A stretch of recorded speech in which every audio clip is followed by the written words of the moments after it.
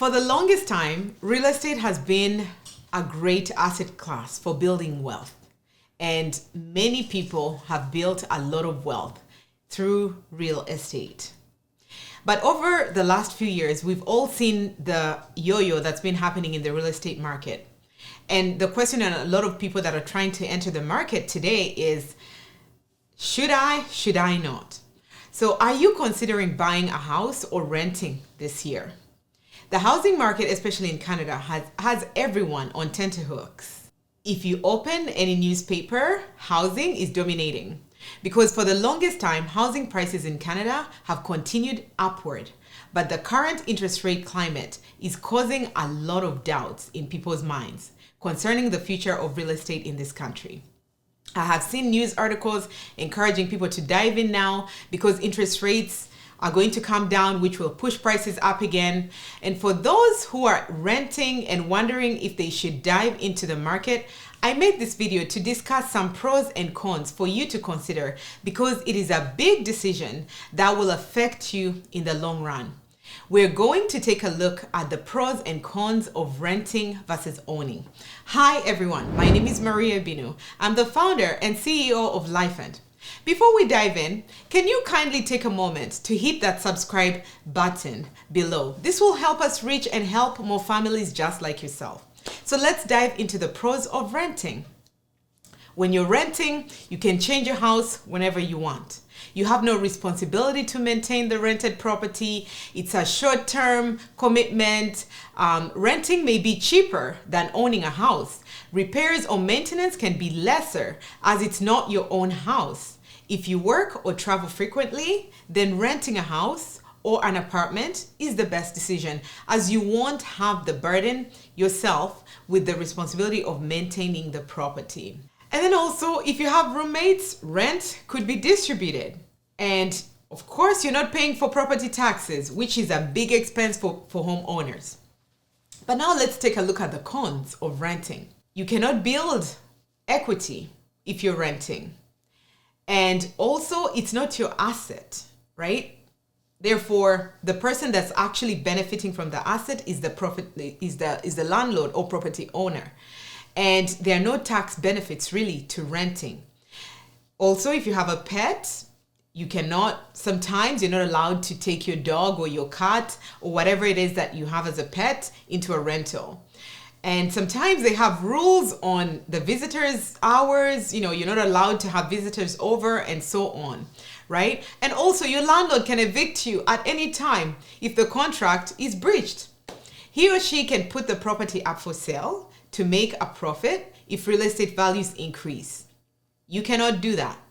You are bound by the rules and obligations in your lease agreement. Also, it's important to make any major renovations. You cannot make the rental unit your own, basically. You have to keep the colors that you found and so on, right?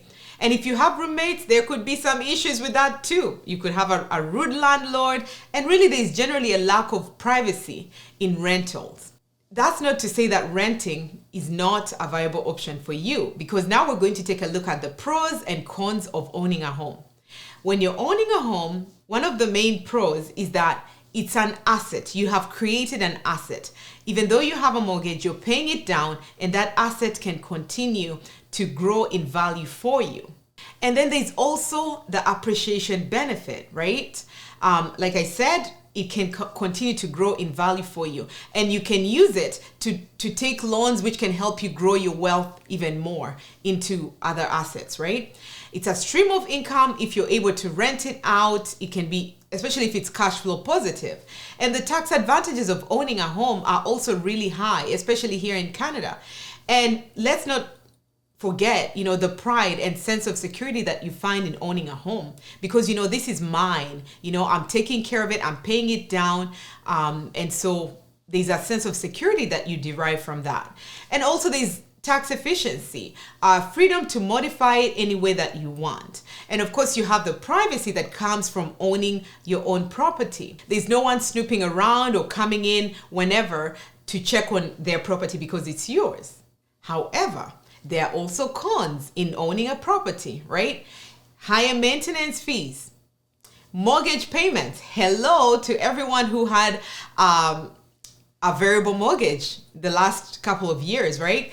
It's literally been like, ouch, right? And yeah, for many people in North America who were in the variable mortgage rates, their rates have gone up anywhere from 2, 3, even 4%. And so you find people paying mortgages at 6%, and they took higher mortgages, and it's becoming a real pain for a lot of people. So the costs have skyrocketed, right? Skyrocketed rather. And then you also have the risk coefficient attached to owning due to any calamities that may happen. High house insurance premiums, higher initial ownership fees, right? These real estate fees you have to look into, your property taxes, valuation costs, and so on and so forth. And then of course the down payment. You need to have a significant amount of money in order to make a down payment, right? And then there's the risk of market fluctuations. We've been seeing that now where, they're estimating property, going down, especially here in the Toronto area, by anywhere from 10 to 20%, which is quite high. So owning a property or renting, it's a decision that you have to make based on your personal circumstances. I really, want to emphasize the fact that it's a decision that you are going to be the one responsible for. You're going to be the one responsible for mortgage payments. You're the one going to be responsible for all the things that we've talked about in the pros and cons. So you need to make this decision with information that is specific to you, not based on what other people are doing. Because we've seen, for example, a trend here in Canada where a lot of people bought pre-builds, right? Because in the past, when other people bought pre-builds, let's say for $400,000, before they take possession of that property, it has gone up by $200,000, and they don't even have to move in, and they can literally go and cash in on that growth and basically walk away with a $200,000 return on their investment.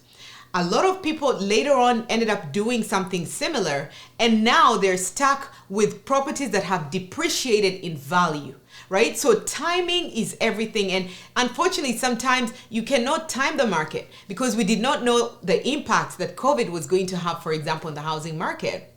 So this is a decision that you have to take seriously, that you have to take with caution, and you have to take with information.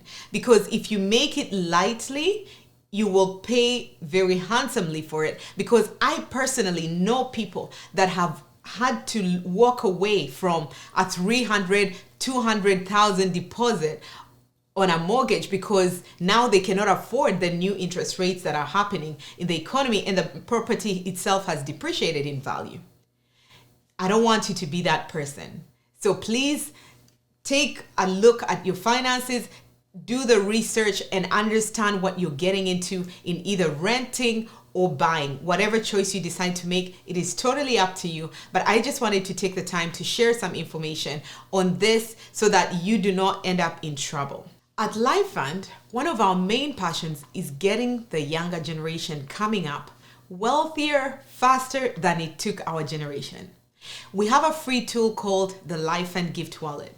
Use this to involve your friends and family in growing your child's nest egg, because you never know, maybe some of the funds from that nest egg will be used as a down payment for their $3 million property that is currently costing, let's say, $900,000, right? I would like to hear in the comments below if you're in the market to buy a house this year. Share your thoughts with us. We would be very happy to connect with you. I hope you've enjoyed watching this video. If you have, please hit the like and subscribe button below. Tell your friends about LifeFund and check out the LifeFund Gift Wallet for your kids today. Talk to you next time. Bye-bye.